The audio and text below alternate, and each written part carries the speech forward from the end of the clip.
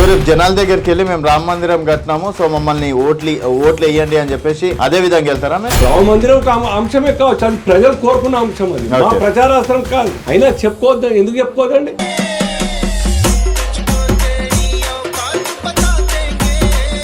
తెలంగాణలో కూడా బీజేపీ కాంగ్రెస్ ని ఎదిరిస్తుందని చెప్పేసి అనుకోవచ్చా? నేను ఇంత గట్టిగా మాట్లాడుతున్నా అంటే బాధ ఉందిరా, భయము లేదురా, ఇక్కడ ఎవ్వడు వనకలేడురా, హనుమంతులమై నీ సామ్రాజ్యము కాల్చేస్తా.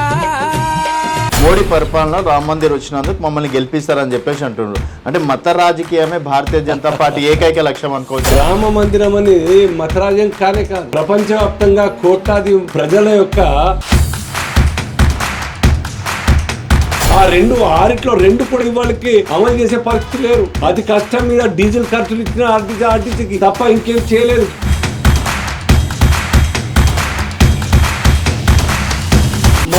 ప్రతి ప్రెస్ మీట్ లో నాకు ఈటెలతో శత్రుత్వం లేదని బండి సంజయ్ గారు అంటారు, నాకు బండితో శత్రుత్వం లేదని ఈటెల గారు అంటారు. పార్టీ పెరిగిన తర్వాత భారతీయ జనతా పార్టీ ఇంకా సిద్ధాంతాల మీద ఉందా అంటే నేను మాత్రం నమ్మా. లేకుండా ఈ దేశాన్ని ఈ రకంగా పాలిస్తున్నామా?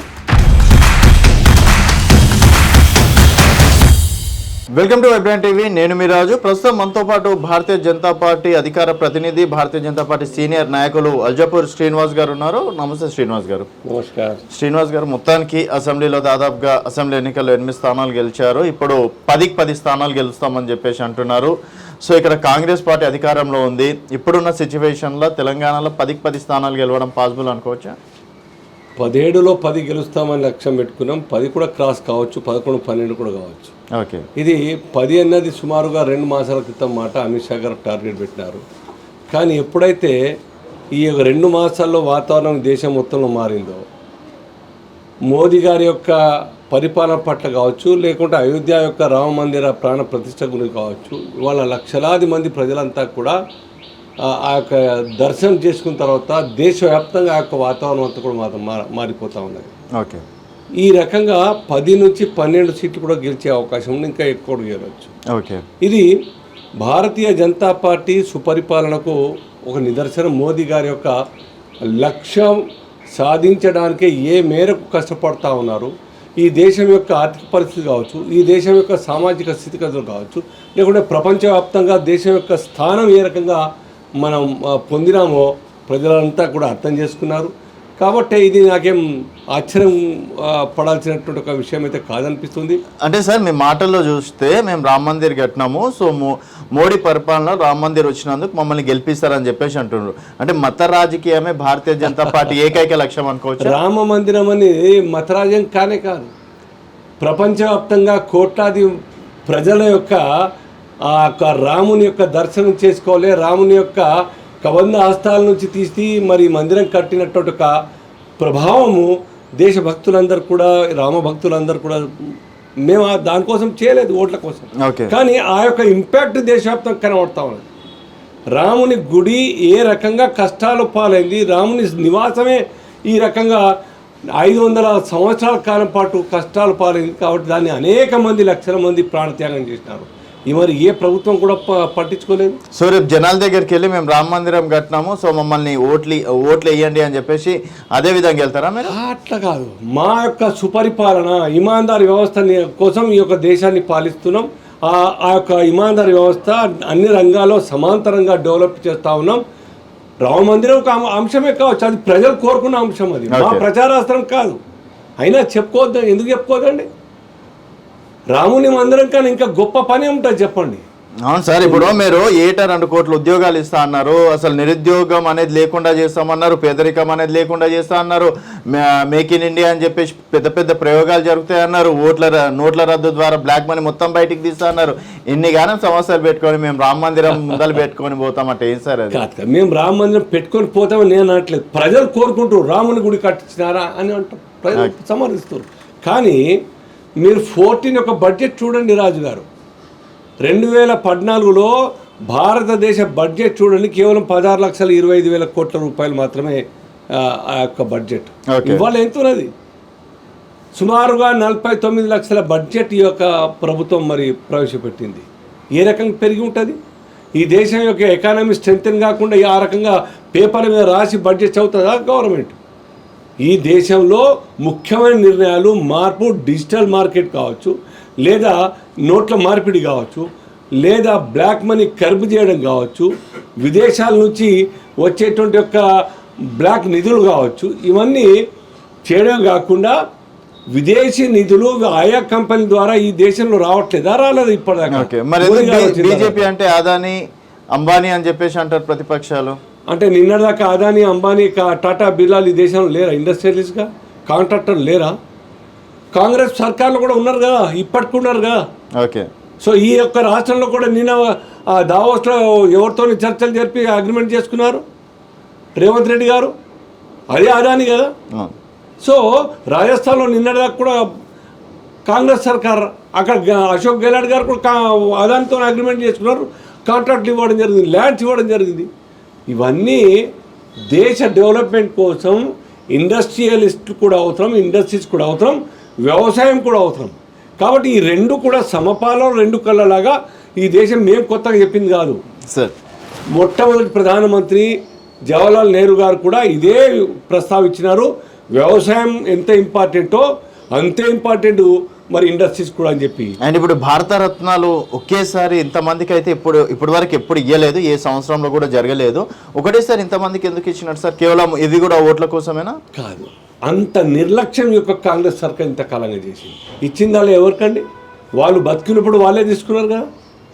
జవహర్లాల్ నెహ్రూ, ఇందిరాగాంధీ అందరు వాళ్ళే కదా. ఎవరికి ఇచ్చినారు? మా ప్రభుత్వం ఇచ్చినటువంటి భారత రత్నాలు సమాజంలో ఆదర్శంగా ప్రజా విశ్వాసం మరి పొందిన వాళ్ళు, జీవితం మొత్తం దేశం కోసం త్యాగం చేసిన వాళ్ళు, సేవా నిరుత్తోని వారి యొక్క జీవితాన్ని గడిపినారు. ఆదర్శంగా ఉన్నటువంటి వాళ్ళ గురించి మేమిస్తే రాజకీయం ఓట్ల కోసం, సీట్ల కోసమా? మరి మీ ప్రభుత్వం ఎందుకు ఇవ్వలేకపోయినారు? ఇవాళ చరణ్ సింగ్ చనిపోయి సుమారుగా 1984లో చనిపోయినారు. సుమారుగా 37 సంవత్సరాల తర్వాత మేము ఇవ్వడం జరిగింది, గుర్తించడం జరిగింది. బాబాసాహెబ్ అంబేద్కర్ కూడా ఇవ్వలేటువంటి ఈ కాంగ్రెస్ సర్కార్ ఆ కాలంలో మరి ఈ దేశంలో మేము ఇచ్చి చూపించినాం. ఓకే సార్, ఇక్కడ వరకు బాగానే ఉంది. తెలంగాణలో కూడా బీజేపీ కాంగ్రెస్ని ఎదిరిస్తుందని చెప్పేసి అనుకోవచ్చా? 100% రాజుగారు, డౌటే లేదు. 100%. ఇప్పుడు ఏమైంది? వన్స్ బీఆర్ఎస్ మొత్తంగా కూడా కొలాప్స్ అయిన తర్వాత ఈ యొక్క కాంగ్రెస్ సర్కార్ ఎకనామికల్గా టోటల్గా డ్రాస్టికల్గా పడిపోయిన తర్వాత ఈ యొక్క రాష్ట్రాన్ని నడపలేని పరిస్థితిలో ఈ యొక్క కాంగ్రెస్ సర్కార్ ఉన్నది. 6 గ్యారంటీల పేరు మీద మాట ఇచ్చి ఓట్లు తీసుకొని సీట్ల మీద కూర్చున్న ఈ కాంగ్రెస్ సర్కార్ ఏ రకంగా ఈ యొక్క రాష్ట్రానికి దిశానిర్దేశం ఆర్థికంగా తీసుకెళ్తారు చూడండి మీరు. ఆ 6 2 కూడా ఇవాళకి అమలు చేసే పరిస్థితి లేరు. అతి కష్టం మీద డీజిల్ ఖర్చులు ఇచ్చిన ఆర్టీసీకి తప్ప ఇంకేం చేయలేదు. మీరు 60 నుంచి 70 వేల కోట్ల రూపాయలు ఫ్రీ బీస్ ఇస్తే అదే 1/3 అయిపోతుంది. 2,70,000 80,000 కోట్ల యొక్క బడ్జెట్ ఉంటే 70,000 కోట్లు ఈ యొక్క కొత్త ప్రామిసెస్ కారణంగా అమలు చేస్తే ఆ యొక్క 70,000 కోట్లు ఈఎంఐల పేరు మీద నిన్న 28,000 కోట్ల రూపాయలు ఇరిగేషన్ కోసం కేటాయిస్తే 14,000 కోట్ల రూపాయలు ఈఎంఐకి పోయిన తర్వాత ఈ రాష్ట్రంలోని ఈ ఇరిగేషన్కి ఏం డెవలప్ చేస్తే ఈ సర్కార్? కాబట్టి 100% కాంగ్రెస్ సర్కార్ అతి సమీపంలోనే ప్రజా విశ్వాసం కోల్పోయి ప్రజా ఆగ్రహానికి గురవుతుంది యొక్క రేవంత్ సార్. మళ్ళీ ఇక్కడ అంటే మధ్యప్రదేశ్ కావచ్చు, గతంలో మహారాష్ట్రలో కావచ్చు, గోవాలో కావచ్చు, అక్కడ పడగొట్టినట్టు ఇక్కడ కూడా పడగొట్టి మళ్ళీ బీజేపీ సర్కార్ వస్తుంది. మాకు ఆలోచన లేదు, మేము ఎప్పుడు కూడా పడగొట్టలేదు. ఎవరైనా మా పార్టీలు చేరుతా అంటే వెల్కమ్ అని చెప్తాం. వాళ్ళు ఎమ్మెల్యే హోదాలో ఉంటే ఎమ్మెల్యే రాజీనామా చేసి మా పార్టీలో చేరండి, ఉప ఎన్నికల్లో పోటీ చేసి గెలవండి చెప్తాం తప్ప వాళ్ళను ఎమ్మెల్యే అమాంత తీసుకొని వాళ్ళకు పార్టీలో చేర్చుకునే ప్రసక్తి లేదు. మధ్యప్రదేశ్ చూసినారు మీరు, కర్ణాటక చూసినారు, రాజీనామా చేసి గెలిచినారు, అందులో 2-3 ఓడిపోయినారు తప్ప ఇంకేం లేదు. మా పనల్లా పార్టీ స్ట్రెంథెన్ చేయాలి. పార్టీ సిద్ధాంతాలకు అనుగుణంగా ఎవరైనా మా పార్టీలో చేరుతూ ఉంటే వారిని ఆ రకంగా ఐడియాలజికల్గా వాళ్ళని తయారు చేసి దేశం కోసం పనిచేస్తారు. సో భారతీయ జనతా పార్టీ సిద్ధాంతాలు గొప్పవి అంటారు.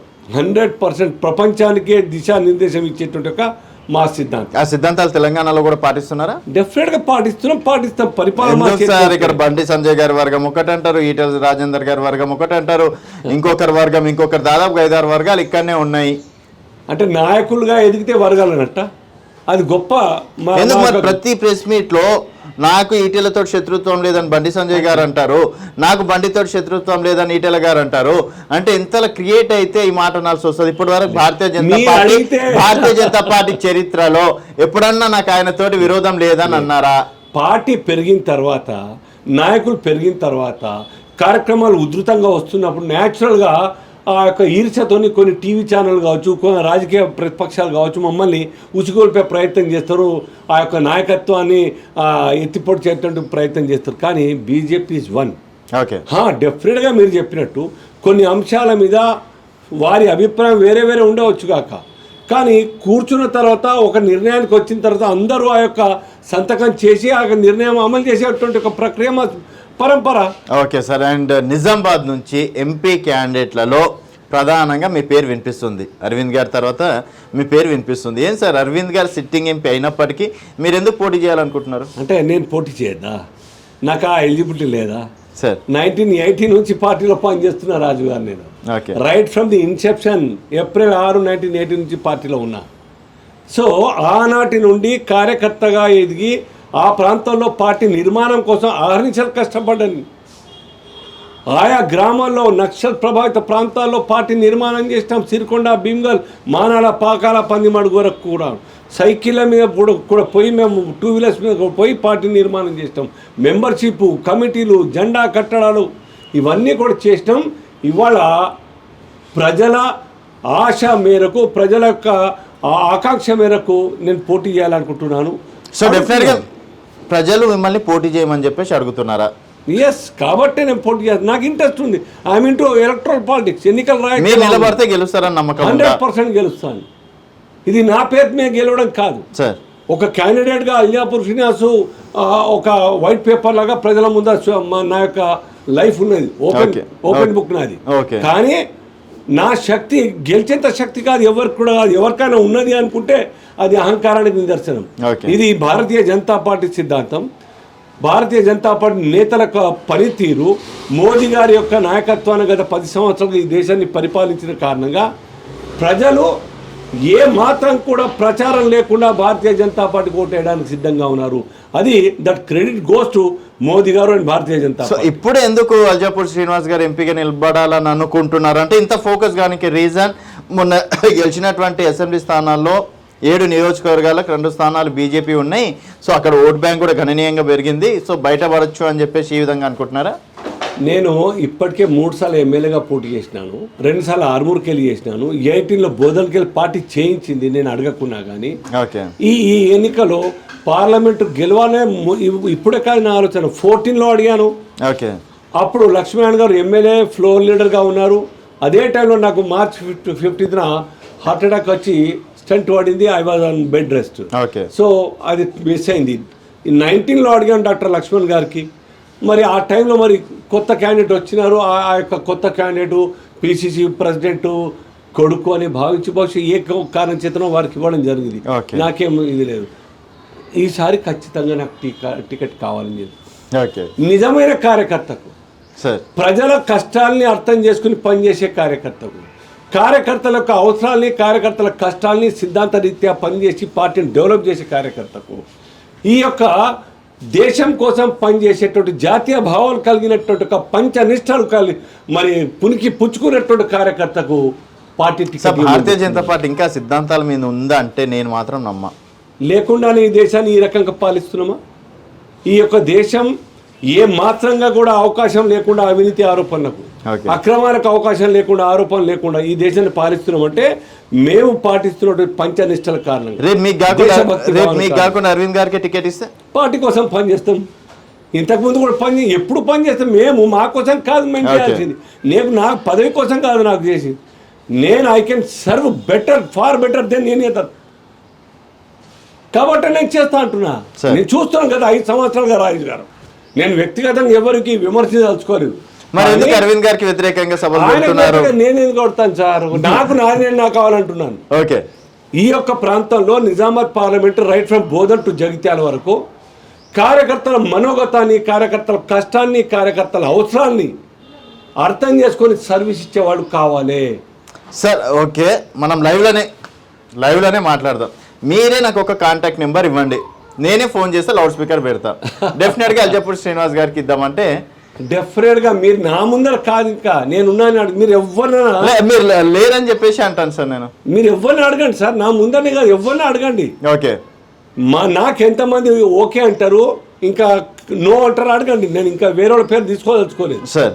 సో ఈ రకంగా భారతీయ జనతా పార్టీ కార్యకర్తగా కార్యకర్తల యొక్క అభిమానాన్ని చూరుకున్నాం మేము. ఓకే, మా కోసం కాదు.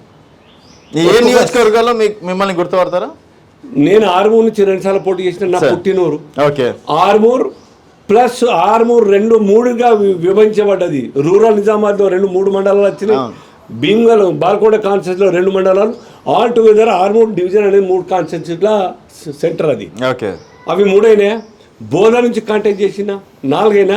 నిజామాబాద్ అర్బన్ అనేక సంవత్సరాల నుంచి 3 దశాబ్దాలుగా నిజామాబాద్ పనిచేస్తున్నాను. 90 నుంచి పనిచేస్తున్నాను నేను. 88 నుంచి పనిచేస్తున్నాను. నిజామాబాద్ పోవడం రావడం పనిచేయడం. అంతకు ముందు వరకు 86 వరకు నేను ఆర్మూర్ తాలూకాలో పనిచేసిన 2-3 కాన్స్టిట్యూన్సీలో. బట్ 87, 86 నుంచి నిజామాబాద్ జిల్లా మొత్తం తిరుగుతున్నాను. ఆ రకంగా 4 నిజామాబాద్ 5 అయినాయి. మెట్పల్లి, కొరుట్ల, జగిత్యాల వరకు నేను పనిచేసినటువంటి ఈ విద్యార్థి పరిషత్ బ్యాచ్ చెప్పండి పనిచేస్తున్నాను, యువమోర్చా పనిచేస్తున్నాను, బీజేపీ పనిచేస్తున్నాను. అలాగే వేల మంది స్టూడెంట్స్ నాకు సార్. క్షత్రియ విద్యా సంస్థలు అంటే ఆ ప్రాంతంలో ఒక గౌరవప్రదమైనటువంటి ఒక గుర్తింపు ఉన్నది పేరెంట్స్లో, స్టూడెంట్స్లో, సమాజంలో. వేల మంది స్టూడెంట్స్ ఆ ప్రాంతం జగిత్యాల నుంచి నా దగ్గరకు వస్తూ ఉంటారు. జగిత్యాల, మెట్పల్లి, కొరుట్ల, కమ్మర్పల్లి ఆ ప్రాంతం నుంచి వేల మంది వస్తారు. ఇక్కడ బోధ నుంచి కూడా వస్తూ ఉంటారు, నిర్మల్ నుంచి వస్తూ ఉంటారు. ఆ రకంగా 23 సంవత్సరాల కాలంలో ఎంతమంది, ఎన్ని వేల మంది స్టూడెంట్స్ బయటికి వెళ్ళి ఉంటారు చూడండి మీరు. ఇంటర్మీడియట్, బీటెక్, ఎంబీఏ, స్కూళ్ళు, కాలేజీలు.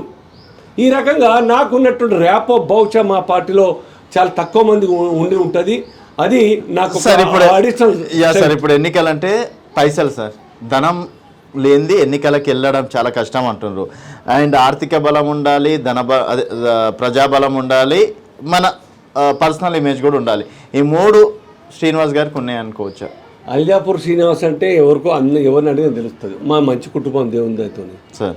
ఎలక్షన్లలో కొట్టాడేటువంటి కాస్త బలం ఉన్నటువంటి, ఆర్థిక బలం ఉన్నటువంటి క్యాండిడేట్ నేను.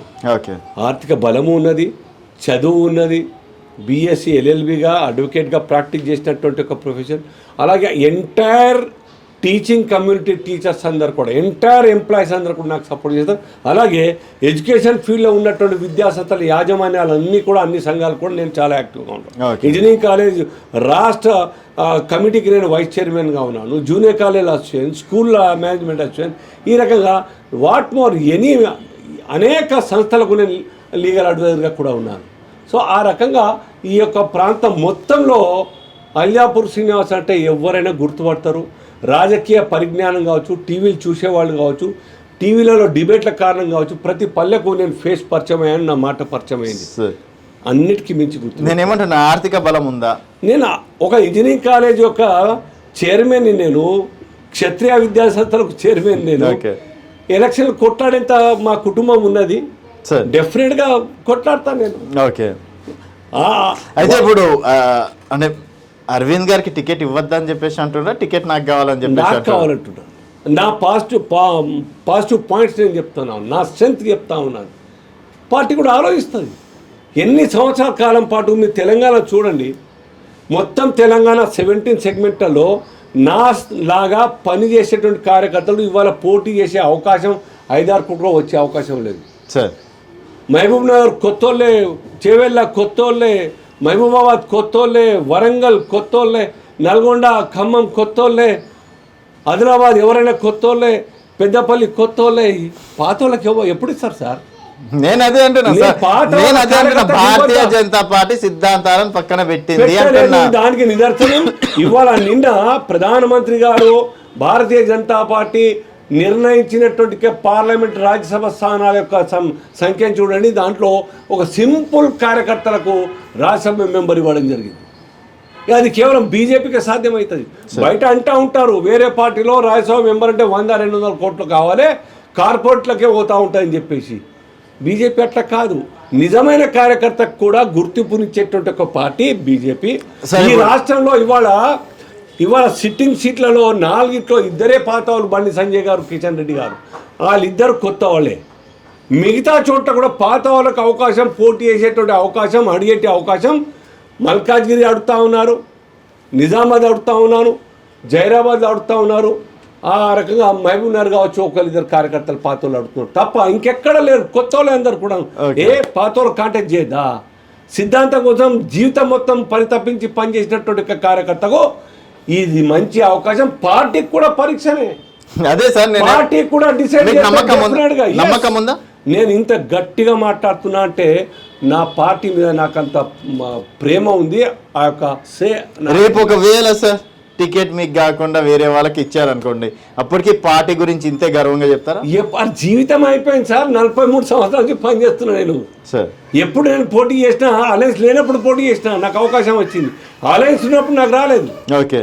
సో పోటీ అన్నది పార్టీ కోసం, పార్టీ ద్వారా ప్రజలకు సేవ చేసే అవకాశం ఇస్తే మరింత బెటర్ సర్వీస్ నేను ఇవ్వగలుగుతాను, నాకు విశ్వాసం. కాబట్టి చేయాలని ఉన్నది. లేకున్నా పార్టీ కోసమే పనిచేస్తాం, ఇటువంటి కాదు. కొందరు వచ్చినారు, ఈ భారతీయ జనతా పార్టీ పెరిగింది కొందరు అంటున్నారు, మనోళ్ళే చెప్తున్నారు. నా నాన్న పేరు మీద గెలిచిన, మా వాళ్ళు పాత పార్టీ నాయకులు, కార్యకర్తలు నాకు సపోర్ట్ చేసే గెలిచినా అని చెప్పుకునే వాళ్ళు ఉంటారు. అరే భయ్, నాన్న పేరు మీదనో లేకుంటే కులం పేరు మీదనో పాత పరిచయాలు, ఆ పాత పార్టీ యొక్క సపోర్టర్స్ కారణంగా గెలిచి ఉంటే బీజేపీలో ఎందుకు కాంటాక్ట్ చేయాలి? బీఎస్పీ పోవాలి, ఇండిపెండెంట్ కాంటాక్ట్ చేయాలి, లేకుంటే ఫార్వర్డ్ బ్లాక్ నుంచి కాంటాక్ట్ చేయాలి. ఆ రకంగా పార్టీ కార్యకర్తలు, కష్టపడి పనిచేసిన కార్యకర్తలకు అవమానంగా ఇవాళ సమాజంలో మాట్లాడతారు. ఆ రకంగా ఎవరో మాట్లాడుతూ ఉంటాయి. కాబట్టి ఇది కార్యకర్తల యొక్క కృషికి మనం ఆ యొక్క బహుమానం. సార్ ఇంకోటి నాకు డౌట్, కవితను ఓడించింది ధర్మపురి అరవింద్ అనుకోవచ్చా, భారతీయ జనతా పార్టీ అనుకోవచ్చు? భారతీయ జనతా పార్టీ ప్రజలు గెలిపించారు, ప్రజలు బీజేపీని గెలిపించినారు. భారతీయ జనతా పార్టీ కార్యకర్తలు కష్టపడి ప్రజల దగ్గర తీసుకెళ్ళినారు. అలాగే కేసీఆర్ గారి యొక్క నియంత పాలన, కవిత గారి యొక్క నియంత పాలన కారణంగా రైతులు వారికి వ్యతిరేకంగా పసుపు కోసం ఉద్యమించినటువంటి 30 సంవత్సరాలుగా ఉద్యమిస్తూ ఉన్నాం. మేము కూడా ఉద్యమించినాం. కిషన్ రెడ్డి గారు కూడా మాతో పాటు ఉద్యమానికి నాయకత్వం వహించినారు. బాల్కొండ మండల్ 1LBలో వేల మంది పసుపు రైతులతో మేము పెద్ద సదస్సు నిర్వహించాం. ఇప్పుడు కాదు, 15 సంవత్సరాల క్రితం, 12 సంవత్సరాల క్రితం వారు ప్రెసిడెంట్గా ఉన్నప్పుడు. అప్పటి నుంచి, అంతకు ముందు నుంచి మేము పోరాటం చేస్తున్నాం. ఆ యొక్క రైతులు కూడాను ఇండిపెండెంట్గా ఓట్లు వేసుకుని 94,000 ఓట్లు వచ్చినాయి. ఆ ఓట్లు మరి మాకు అడ్వాంటేజ్ అయింది వాళ్ళు వేసుకోవడం వల్ల. వాళ్ళ కారణంగా కూడా మేము గెలిచినామని చెప్పుకోవచ్చు. మా పార్టీ సిద్ధాంతం కావచ్చు, లేకుంటే వాళ్ళ మీద కోపం కావచ్చు, మా కార్యకర్త కష్టం కావచ్చు, దాని కారణంగా బీజేపీ. సో నిజామాబాద్ ప్రజలు భారతీయ జనతా పార్టీకి ఎందుకు ఓటేయాలంటే ఏం చెప్తారు? రేపు మీరు కావచ్చు, ఈవెన్ ఎవరైనా కావచ్చు, నేనే కావచ్చు సార్, టికెట్ నాకే ఇచ్చింది అనుకోవచ్చు, ప్రజలు ఎందుకు ఓటేయాలి నిజామాబాద్? ఏ రకంగానైతే రాజు గారు దేశవ్యాప్తంగా మోదీ గారి పాలన కోరి ఆ రాష్ట్రంలో రాష్ట్ర ప్రభుత్వాన్ని, ఆ రాష్ట్రంలో ఎంపీలని గెలిపిస్తూ ఉన్నారో, ఆ కోరిక ఈ రాష్ట్ర ప్రజలకు కూడా ఉన్నది కూడాను. ఏ కోశాన కూడా కాంగ్రెస్ ఇండి గ్రూప్ ఏ కోశాన అక్కడ అధికారులకు వచ్చేది కాదు, ఏ కోశాన రాదు. ఇప్పటికే తునకలు అయిపోయింది. మమతా బెనర్జీ వెళ్ళిపోయింది, సమాజ్వాదీ పార్టీ వెళ్ళిపోయినారు, ఆమ్ ఆద్మీ పార్టీ వెళ్ళిపోయినారు. ఈ రకంగా ఆ పార్టీలన్నీ కూడా దూరమైన తర్వాత, నితీష్ కుమార్ బీజేపీలు కలిసిన తర్వాత ఇండియా అలయన్స్ ఎక్కడ ఉంటుంది గ్రూప్? సో కాంగ్రెస్ ఏం చేయలేదని అడగండి మీరు. ఏం చేసింది? ఏ స్కీమ్ తీసుకున్నా భారతీయ జనతా పార్టీ. సార్, నేను ఎస్పెషల్లీ నిజామాబాద్ కి కొన్ని ప్రామిస్ చేశారు సార్ మీరు బీజేపీ ఎన్నికల్లో, మీరేం నిలబడ్డారు? పసుపు బోర్డు అనేది ప్రామిస్ చేసినాం. కిషన్ రెడ్డి గారు కష్టపడి మోదీ గారికి, అమిత్ షా గారికి ఒప్పించి తీసుకురావడం జరిగింది. అలాగే రైల్వే ప్రాజెక్టు నిజామాబాద్ ఆర్మూర్ నుండి ఆదిలాబాద్ వరకు కనెక్టివిటీ, దానికి ఫండ్స్ కూడా అంతకుముందే వచ్చింది. ఇప్పుడు దానికి ఫండింగ్ కూడా మొదలైపోయింది. హైవేస్ అన్నీ కూడా మా ప్రాంతంలో అనేక రాష్ట్రాలకు సెంటర్ పాయింట్ ఆర్మూర్. అటు వరంగల్ కావచ్చు, జగదల్పూర్ కావచ్చు, ఆదిలాబాద్, నాగ్పూర్ కావచ్చు, ఇటు కన్యాకుమారి కావచ్చు, ఇటు బెంగళూరు కావచ్చు, అనేక ప్రాంతాలకు సెంటర్ పాయింట్ మా ఆర్మూర్. ఏ ప్రాంతం అయినా కానీ నేషనల్ హైవేస్ చూడండి మీరు, చాలా బ్రహ్మాండంగా తయారవుతా ఉన్నాయి. అలాగే ఏ స్కీమ్లో బీజేపీ కేంద్ర ప్రభుత్వం యొక్క నిధులు లేవండి? హరితారం లేవా? డబుల్ బెడ్రూమ్లోకి ఇస్తా అంటే తీసుకోలేదు, వాళ్ళు కట్టెలకు ఫెయిల్ అయిపోయినారు. లేకుంటే ఇరిగేషన్ లేదా మా ఫండ్, లేకుంటే ఎల్ఈడి బల్బులు లేవా, రేషన్ కార్డ్స్ లేవా, రేషన్ లేవా, అనేక స్కీములు ఎన్సిడిసి కింద గొర్రెల కోసం ఇచ్చినట్టు ఫండింగ్ మాది కాదా? First time. రేపు మీకు టికెట్ ఇస్తే అల్జాపూర్ శ్రీనివాస్ గారికి రేపు నిజామాబాద్ నుంచి టికెట్ వస్తే మీరేం చేస్తారు? ప్రజలకు అవసరమైనటువంటి కష్టాన్ని దూరం చేయడానికై ఎల్లవేళలా అందుబాటులో ఉండి సర్వీస్ ఇస్తారు. రాజకీయ నాయకుడు మాట్లాడే మాట ఫస్ట్. రెండవది, కేంద్రం ద్వారా ఆ ప్రాంతానికి అవసరమైనటువంటి ఏ ఇష్యూలైనా నేను ఆ కేంద్ర ప్రభుత్వంతో మరి సఖ్యతతో మనం తీసుకున్న పని మనకు అలవాటు, మా ప్రభుత్వం ఉంటుంది. ఈ ప్రాంత డెవలప్మెంట్ కోసం స్పెషల్గా ఫండ్ తీసుకొచ్చేటువంటి ఒక పని చేస్తాను. అలాగే రాష్ట్ర ప్రభుత్వం దృష్టిలో కూడాను ఆ యొక్క సమస్యలు లోకల్ సమస్య తీసుకెళ్ళి ఆ ప్రాంతం భలే అవి ఎమ్మెల్యే సమస్యలే కావచ్చు, రాష్ట్ర ప్రభుత్వ సమస్యలే కావచ్చు కాక, కానీ యాజ్ అన్ ఎంపీగా నేను ఎన్నికైనప్పుడు రాష్ట్ర ప్రభుత్వ దృష్టిని తీసుకెళ్ళి మరి ఆ యొక్క అడ్రస్ చేసేటట్టు ప్రయత్నం చేస్తాను. ఒక్కటి మాత్రం నిజం, ప్రజల మనసులో ప్రజానాయకుడు ఈ రకంగా ఉండాలి. చాలా సింపుల్గా ప్రేమతో వ్యవహరించి, ఇంటికి పోతే పలకరించి, ఫోన్ చేస్తే ఫోన్ ఎత్తి మాట్లాడి, పని చేసి ఫోన్ కాల్ బ్యాక్ చేసి చెప్పగలిగేటట్టు ఒక నాయకత్వ లక్షణాలున్న నాయకుడు కావాలి. అది కోరుకుంటున్నాను. అహంకారం దేనికి పనికిరాను. పార్టీ పనికి విస్మరించి తన సొంత యాక్టివిటీస్ పెంచుకోవడం అంటే ఎవ్వరు సహించరు. దాని ద్వారా వ్యతిరేకత వస్తుంది, అదే దెబ్బతీస్తుంది. కానీ చాలా మంది సాహసం చేయరు. ఆల్రెడీ సిట్టింగ్ ఎంపీ ఉండగా ఇంకా మళ్ళీ కాంపిటీషన్ రావాలి, టికెట్ కోరుకోవడం అనేది చాలా తక్కువ మంది చేసేది సార్. ఎందుకు మీరు ఎక్స్పెషల్ అక్కడ ఆల్రెడీ మీ సిట్టింగ్ ఎంపీనే, మీరు సీనియర్ నాయకులే, భారతీయ జనతా పార్టీ కోసం ప్రాణత్యాగం చేయడానికైనా సిద్ధమే. అలాంటి నాయకులు ఎందుకు యాంటీగా కొన్ని కార్యక్రమాలు చేద్దాం అనుకుంటున్నారు? ఒకరికి యాంటీ కానే కాదు మేము, కానీ జనాల దృష్టిలో గ్రూప్ రాజకీయాలు అన్నట్టు నేను నా కోసం టికెట్ అడితే గ్రూపా? అది నాకు హక్కు లేదా? నాకు స్వేచ్ఛ లేదా అడిగేది? బాగా స్వేచ్ఛ. గివే పనులు ఆయనతో చేయించుకోవచ్చు కదా. నన్ను కోరుకుంటారు కార్యకర్తలు, ఏ సినిమా నువ్వు చేయాలి, పోటీ చేయాలని చెప్తా ఉన్నారు. అరే భయ్, జగిత్యాల కార్యకర్తలు హైదరాబాద్ స్టేట్ ఆఫీస్కి వచ్చి ఆయన వద్దు అని చెప్పి చెప్తుంటే ఇంతకన్నా ఇంకేం కావాలి చెప్పండి? డైరెక్ట్ వద్దంటారు. వద్దు, ధర్నా చేస్తారు, ఆత్మహత్య ట్రై చేస్తారు, అది చెప్పుకోవద్దు. వాళ్ళు కూడా రావద్దు, మంచి పని కాదు. అయినా వాళ్ళ బాధను అర్థం చేసుకోవాలి, ఆ మెంటల్ ఎగోని అర్థం చేసుకోవాలి. రెండోది, సిట్టింగ్ ఎంపీలకు రీప్లేస్ చేసినటువంటి ఉదాహరణ బీజేపీలో కనబడుతుంది. చెప్పాలా సార్? ఓకే. 2014లో 282 బీజేపీ గెలిచింది సీట్లు, ఎంపీ సీట్లు. 19 ఎలక్షన్స్ వచ్చేసరికి 99 మంది ఎంపీలని రీప్లేస్ చేసింది. అందులో 55 మందికి ఫస్ట్ టైం ఎంపీలు, 55 మంది ఫస్ట్ టైం ఎంపీలని డ్రాప్ చేసి 44 మంది 2 సార్లు అంతకన్నా ఎక్కువ సార్లు గెలిచినట్టు ఎంపీలు డ్రాప్ చేసి 99 మందిని కొత్తగా ఇచ్చింది. అది బీజేపీ. సో పర్ఫార్మెన్స్ బేస్డ్ ఇక సెలక్షన్ చేస్తుంది. ఒకసారా 2 సార్లా నాకు దగ్గర close, Amit Shah close, Modi close అంటే వాళ్ళ దగ్గర ఎవరిదేం నడది. పర్ఫార్మెన్స్ మీకు ఎవరు సార్ అండదండ? సెంట్రల్ లో కావచ్చు, ఇక్కడ కావచ్చు. భారతీయ జనతా పార్టీ, కమలం గుర్తు, కాషాయం జెండా. ఇంకేం కావాలి నాకు? నా జీవితం పార్టీ కోసం. Okay sir. సో మొత్తానికి కాన్ఫిడెన్స్ అయితే ఉన్నారు? డెఫినెట్ గా, డౌటే లేదు. పార్టీ నా గురించి ఆలోచిస్తుంది, ఇస్తుంది, నాకు టిక్ కొడుతుంది, నాకు విశ్వాసం ఉన్నది పక్కా. డెఫినెట్. మరి అడుగుతున్నా సార్, రేపు లిస్ట్ వచ్చిన తర్వాత మీ పేరు వచ్చిన ఇంటర్వ్యూ మిమ్మల్ని చేస్తా, ఇవ్వకపోయినా మిమ్మల్ని ఇంటర్వ్యూ చేస్తా. నేను ఆల్వేస్ పార్టీ కోసం పనిచేస్తా. సో పాజిటివ్ ఉన్నారు. నేను రాష్ట్ర నాయకులకు మీ యొక్క వైబ్రెంట్ టీవీ ద్వారా లక్షలాది మంది చూస్తూ ఉంటారు, వేలాది మంది చూస్తూ ఉంటారు. నేను కోరుతున్నా, ఇంతకుముందు కూడా కోరినా, నా నాయకులందరూ కూడా ఆలోచిస్తారు. ఒక నిజమైనటువంటి ఒక గ్రౌండ్ నుంచి వచ్చిన తయారైనటువంటి కార్యకర్తకు అవకాశం ఇస్తారని నేను నమ్ముతున్నాను. యా సార్, చూద్దాం. Thank you sir, thank you so much. డెఫినెట్గా అల్జాపూర్ శ్రీనివాస్ గారికి Bharatiya Janata party Nizamabad MP ticket ఇస్తుందని చెప్పేసి మీరు భావిస్తే మీ అభిప్రాయాలను కూడా కింద కామెంట్ రూపంలో తెలియజేయండి. ఇది అల్జాపూర్ శ్రీనివాస్ గారితో స్పెషల్ ఇంటర్వ్యూ. మరొక గెస్ట్తో మళ్ళీ కలుద్దాం. చూస్తూనే ఉండండి వైబ్రెంట్ టీవీ.